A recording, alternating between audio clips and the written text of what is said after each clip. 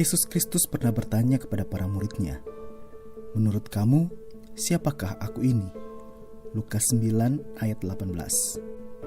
Jawabannya pun beragam, dan respon seperti itu masih terjadi hingga sekarang ini. Orang Kristen memanggilnya sebagai juru selamat dan Tuhan.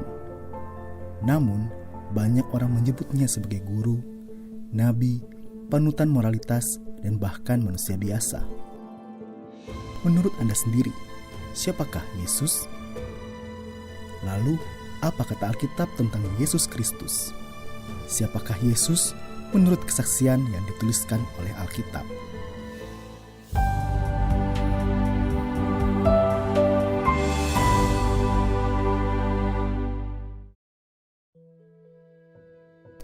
Ada berbagai penyebutan nama Yesus dalam bahasa yang berbeda-beda.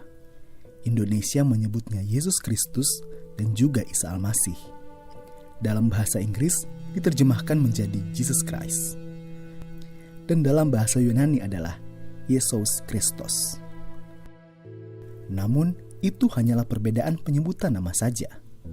Siapakah pribadi Yesus itu dan mengapa dia disebut Kristus, Mesias atau Juru Selamat? Bukankah dia manusia yang lahir dari rahim seorang wanita sama seperti kita? Alkitab menjawab pertanyaan tersebut dalam Yohanes 1 ayat 14 ini. Firman itu telah menjadi manusia dan diam di antara kita. Dan kita telah melihat kemuliaannya itu, yaitu kemuliaan yang diberikan kepadanya sebagai anak tunggal Bapa, penuh kasih karunia dan kebenaran. Jadi, Yesus adalah Sang Firman yang bersama-sama dengan Allah sejak masa penciptaan, yang mana berkuasa untuk menciptakan segala makhluk dan segala yang ada saat ini. Ia dilahirkan ke dunia untuk menjadi manusia dengan proses yang kudus tanpa hubungan seks. Yesus sendiri menyebut dirinya sebagai anak manusia. Tetapi penyebutan dirinya sebagai anak manusia tidak hanya tentang kemanusiaannya di mana ia makan dan minum. Matius 11 ayat 19, mati dan dikuburkan.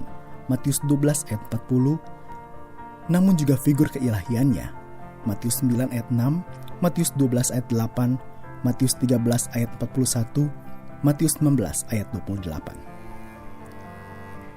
Sebagai manusia, Yesus merasakan apa yang kita rasakan, termasuk keterbatasan kita, seperti rasa lapar, Matius 21 ayat 18, dan haus, Yohanes 19 ayat 28. Ia juga merasakan berbagai emosi, seperti sedih, Yohanes 11 ayat 33, dan marah, Markus 10 ayat 14. Ia juga dicobai oleh iblis, namun tidak seperti kita, ia tidak jatuh dalam dosa, Matius 4. Jika ada manusia pertama membawa seluruh manusia jatuh ke dalam dosa, maka Yesus adalah Adam yang terakhir, menghancurkan kutuk dosa dan membawa manusia kepada kemerdekaan dan pemulihan hubungan dengan Allah. Ia adalah penggenapan dari pernyataan Tuhan dalam Kejadian 3 ayat 14 ini. Aku akan mengadakan permusuhan antara engkau dan perempuan ini, antara keturunanmu dan keturunannya. Keturunannya akan meremukkan kepalamu, dan engkau akan meremukkan tumitnya. Kemanusiaan Yesus, di mana ia dilahirkan dari seorang perempuan, menjadi penggenapan dari firman ini ketika ia disalibkan, mati, dan bangkit pada hari ketiga. Bahkan ketika Yesus naik ke sorga, ia tidak meninggalkan tubuh jasmaniahnya. Kemanusiaannya menjadi perwakilan bagi kita, umat tebusannya. Ia adalah sulung dari segalanya. Kemanusiaan Yesus juga berarti ia menjadi korban pengganti yang sempurna atas dosa-dosa kita. Dan dia adalah imam besar kita, yang dengan ketaatannya hingga mati di kayu salib, menjadi perantara bagi kita di hadapan Allah. Ibrani 5 ayat 1 sampai dengan 10. Sebagaimana dijelaskan oleh Paulus kepada jemaat di Filipi, Allah sendiri mengosongkan dirinya dan mengambil rupa manusia, yaitu Yesus. Ia menjalani proses kemanusiaan, yaitu dikandung, dilahirkan, dan bertumbuh dari anak-anak menjadi dewasa, sehingga Yesus, anak tunggal Bapa tersebut, merasakan kemanusiaan kita. Filipi 2 ayat 5 sampai 8. Dan bahkan ia yang tak berdosa dijadikan dosa karena kita, sehingga melalui kematiannya di kayu salib dan kebangkitannya menjadi penebusan dosa bagi kita. Karena itulah kita dibenarkan oleh Allah. 2 Korintus 5 ayat 21. Sebab upah dosa adalah maut. Roma 6 ayat 23. Dan tanpa penumpahan darah maka tidak ada pengampunan. Ibrani 9 ayat 22. Sedangkan pengorbanan binatang tidak bisa menebus dosa manusia. Tetapi oleh pengorbanan Yesus di kayu salib itulah kita dikuduskan sekali untuk selama-lamanya. Ibrani 10 ayat 1-17. Sehingga mereka yang percaya kepada Yesus Kristus mendapatkan keselamatan dan kehidupan kekal. Kebenaran tentang kemanusiaan Yesus ini menjadi salah satu hal utama dalam iman Kristen kita.